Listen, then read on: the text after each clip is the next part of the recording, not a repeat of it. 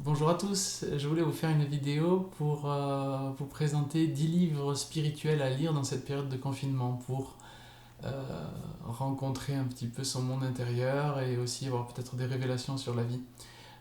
C'est une liste non exhaustive, c'est les 10 qui me sont venus à l'esprit, et sachant qu'il y en a vraiment des milliers. La plupart sont faciles à trouver en PDF ou alors en audio sur YouTube. D'ailleurs, j'ai une petite surprise pour vous à la fin, donc je vous laisse regarder la vidéo jusqu'à la fin. Voilà. Donc le premier qui me vient tout le temps à l'esprit, c'est L'Alchimiste de Paulo Coelho. C'est un livre formidable sur une quête de sens, une quête profonde. Je ne vais pas vous spoiler, mais c'est une quête de transformation, de révélation à soi, avec énormément de choses intéressantes dedans. Il y a plusieurs phrases récurrentes qui reviennent, mais il y en a toujours deux qui m'ont touché au plus profond. La première, c'est suivre son cœur. C'est une quête de sens liée à la route du cœur. Donc ça, vraiment, je trouve ça magnifique.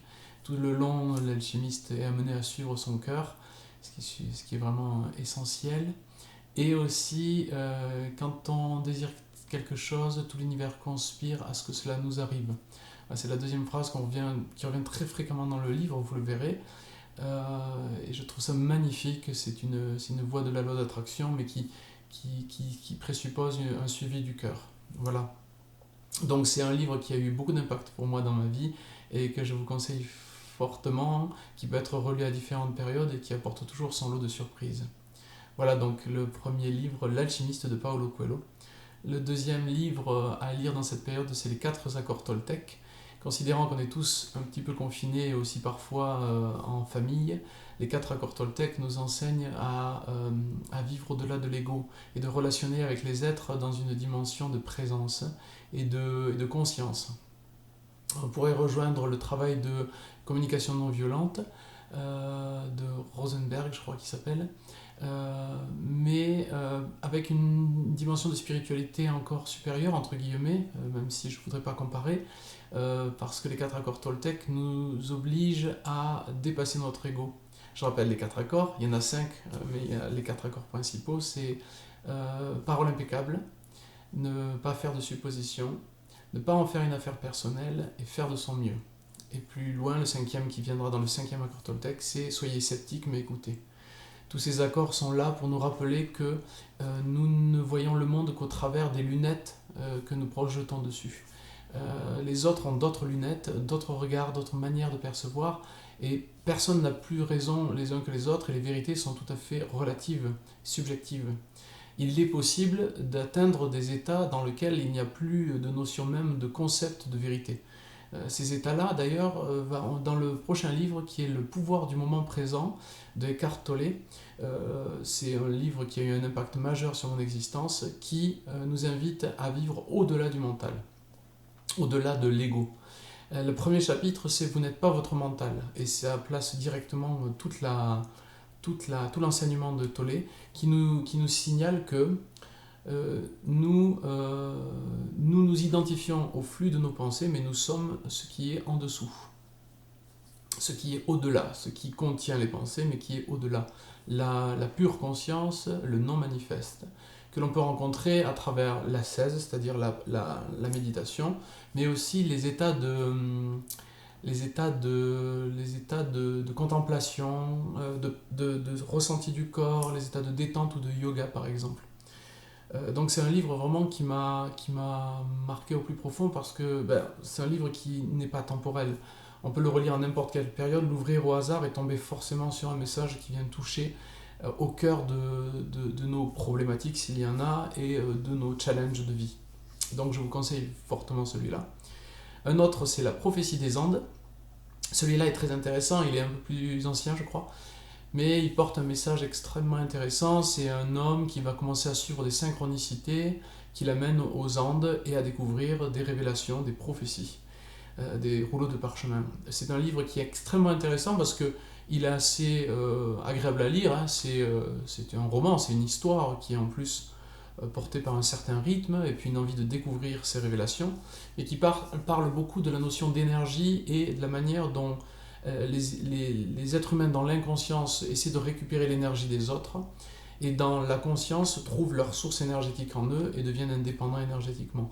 Il y a une grande notion aussi de collaboration énergétique, tous ensemble faire monter l'énergie, tous ensemble pouvoir passer sur des plans différents de conscience. Donc c'est extrêmement intéressant. Tout le livre est riche de plein de choses, j'espère que je ne vous ai pas vraiment spoilé, c'est vraiment une histoire sur l'énergie, donc très intéressant. Un autre livre qui peut être très intéressant à lire, qui ne se lit pas vraiment comme un roman, cette fois-ci c'est plus un livre sacré, c'est le Tao Te Ching, ou le Dao De Ching, c'est pour ça qu'on m'appelle Dao. C'est un peu mon nom qui n'est pas un nom, parce que la première phrase du livre, c'est le Tao que l'on peut nommer n'est pas le Tao originel. Ça rejoint tout à fait l'enseignement de Tolle, qui dit que dès l'instant où on dit quelque chose, où on nomme quelque chose, on l'enferme dans un concept, et donc on ne rencontre pas l'essence de cette chose qui est hors concept. Chaque chose a une forme provisoire, mais son essence est illimitée et intemporelle. C'est cette rencontre en soi et aussi à travers les choses, dans le mouvement de la vie, de cette illimité, de cette transcendance qui rend possible la paix générale. Donc ici, le Tao Te Ching est un livre qui va se lire aussi dans différents moments de notre vie et qui a vraiment un impact considérable aussi sur la prise de conscience de notre véritable nature, de notre soi profond. Un autre livre qui m'est venu à l'esprit, c'est les Yoga Sutras de Patanjali, un livre formidable, extraordinaire. C'est vraiment un livre qui parle de l'essence du yoga. Et elle dit dans la deuxième verset, le yoga est le yoga est la cessation dans l'être, l'apaisement de l'être dans la cessation de toute activité mentale, ou dans l'apaisement de toute activité mentale. Ça rejoint encore les enseignements de Tolle, mais aussi du Tao Te Ching, puisque, une fois de plus, l'identification mentale est la source du travail, de l'œuvre. C'est dans cette matière-là, c'est en nettoyant ce mental ou ego, et toutes ces attributions, que nous pouvons rencontrer notre véritable nature. Ici, les Yoga Sutras est un véritable chemin dans le silence intérieur et de tous les états intérieurs qui se manifestent. C'est un livre d'une grande profondeur, qui est insondable, comme le Tao, et qui porte en lui aussi la magie de nous reconnecter avec notre soi profond. Donc je vous le conseille vivement. Un autre livre qui m'a marqué profondément et que je vous conseille sincèrement, c'est Les Rencontres avec la Splendeur, un livre de Marie-Elia qui parle des lettres hébraïques, donc là la tradition est hébreu. C'est un livre qui est sous forme de conte, mais aussi sous forme d'explication selon la science kabbalistique et la science hébreu, des nombres et des lettres qui forment des mots, des énergies, des consciences, des états de conscience, et qui permettent à travers les rencontres différentes de ces lettres, une transformation, une transmutation de toutes nos énergies vers l'unité, l'androgyne intérieur et la conscience universelle. Ici, nous touchons vraiment encore, dans une autre tradition, à la quintessence de l'enseignement de l'unité et de la pleine conscience. C'est un livre formidable, il faut le lire et il faut faire cette rencontre.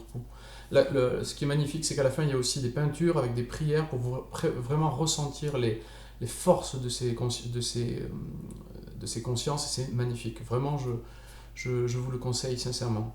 Un autre livre que je lis actuellement, mais qui a eu un impact direct sur moi, une autre tradition encore, et qu'on pourra dire plutôt chrétienne, c'est un cours en miracle.